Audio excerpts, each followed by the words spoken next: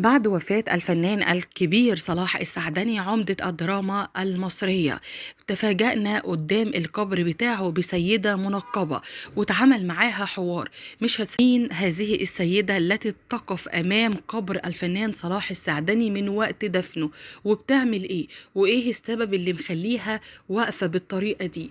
عارفين طبعا إن وفاة الفنان صلاح السعدني حزنت ناس كتيرة، وكان فنانين كتير جدا متواجدين أثناء تشييع جثمانه. ولكن بعد ما كل الفنانين مشيوا وكل الناس مشيوا واليوم الأول من الدفن ما كانش حد خالص جنب القبر بتاعه.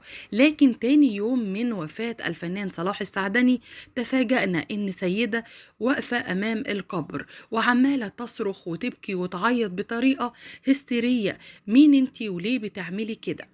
بعد تفاصيل دفن الفنان صلاح السعدني وانهيار أحمد ابنه أثناء تشييع جثمان والده، وكمان انفعاله على الناس اللي بتصور وإن هو سب الدين وعمل حاجات وحشة جدا. طبعا وده غصب عنه، لازم نلتمس ليه العذر لأنه الناس كانت بتصور والده وهم بيفكوا من عليه الكفن، يعني بيصوروه داخل المقبرة، فانفعل عليهم. بعد ما خلص كل تفاصيل العزاء، وفاته كانت طبعا عن عمر ناهز 81 عام. عارفين انه كان فنان كبير واسطورة في عالم الدراما والفن المصري. اللي حدث بعد الوفاة ان احنا تفاجأنا بواحدة واقفة هناك. كان اوصى صلاح السعدني بالتبرع بجزء كبير من امواله للمستشفيات الخيرية، ومش بس كده، كمان للأيتام. لما سألنا هذه السيدة انت مين، قالت انا اعرف الفنان صلاح السعدني من ايام ما كان بيمثل، وفي يوم من الايام وهو في احد المشاهد بتاعة المسلسل الاخير ليه اللي هو مسلسل القاصرات، انا كنت قاعدة قدام المبنى اللي بيصوروا فيه وعمال اعيط وببكي ومعايا طفلين صغيرين. وقف بالعربية بتاعته وقال لي مالك يا بنتي فيكي ايه، من غير اي سبب. فقلت له انا عندي عيالي الاتنين والدهم اتوفى ومش قادرة اصرف عليهم، كانوا بنت وولد، وفعلا وضعي صعب جدا. والكلام ده لما كان بيعمل المسلسل يعني من اكتر من 10 سنين. بصراحة لقيته بيقول لي ما تشيليش هم خالص، ولادك في رقبتي وقولي لي مكانك وانا كل شهر هبعتلك الفلوس اللي تقدري تصرفي بيها على اولادك لحد ما يكبروا فعلا.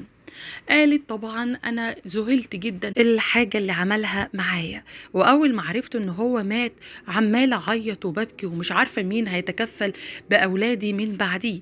وكمان انا عارفة ان هو وصى لانه كان بيعمل حاجات خير كتيرة قوي ايام ما كان موجود.